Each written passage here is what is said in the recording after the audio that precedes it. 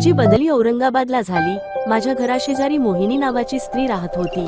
तिचे शिक्षण झालेले नव्हते, तिला 5 मुली होत्या, त्यामुळे तिला अनेक अडचणींना तोंड द्यावे लागत होते। एकदा मी तिच्याशी संवाद साधला। नमस्कार मोहिनी, कशी आहेस? तुझ्या मुलांची शाळा कशी सुरू आहे? नमस्कार ताई, मी ठीक आहे। खरं सांगू ताई, माझी मोठी मुलगी शाळेत जाते, पण लहान मुलांना अजून पाठवायचं ठरवलं नाही। घरची परिस्थितीच तशी आहे। अरे मोहिनी, मुलांना शिक्षण देणं खूप महत्त्वाचं आहे।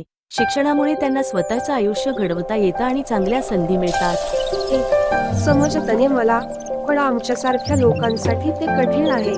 घर चालवायचा आणि मुलांचा खर्च भागवायचा कसा? तुझ्या मोठ्या मुलीच्या शाळेचा काही फायदा होत नाही का? आजकाल सरकारकडून मोफत शिक्षण आणि मदतीसाठी योजनाही मिळतात। हो, पण अजून तितकं लक्ष दिलं नाही। आणि खरं सांगू का, आम्हाला वाटतं की मुलं मोठी झाली की घरकामाला हातभार लावतील। मोहिनी, लोकसंख्या वाढीचा आणि शिक्षणाचा विषय खूप महत्त्वाचा आहे। जर आपण मुलांना चांगलं शिक्षण दिलं तर त्यांना चांगलं भविष्य मिळेल।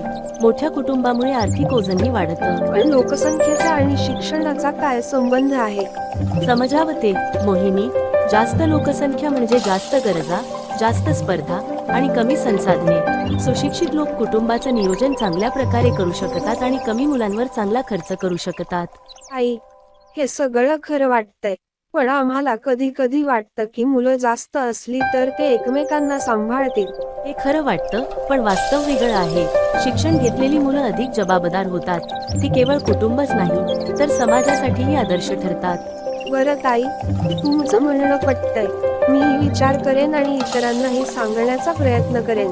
हो नक्कीच, काही मदत हवी असेल तर मला सांग, आपण मिळून हे बदल घडवूया। धन्यवाद ताई, तुमच्या मार्गदर्शनामुळे माझ्या विचारांमध्ये बदल होतोय। मी आता माझ्या लेकरांच्या शिक्षणाकडे संपूर्ण लक्ष देणार, तसेच स्वतःही शिकणार, बरं का? चांगली गोष्ट आहे मोहिनी, शिक्षण आणि कुटुंब नियोजनाबद्दल जागरूकता वाढवणं खूप गरजेचं आहे।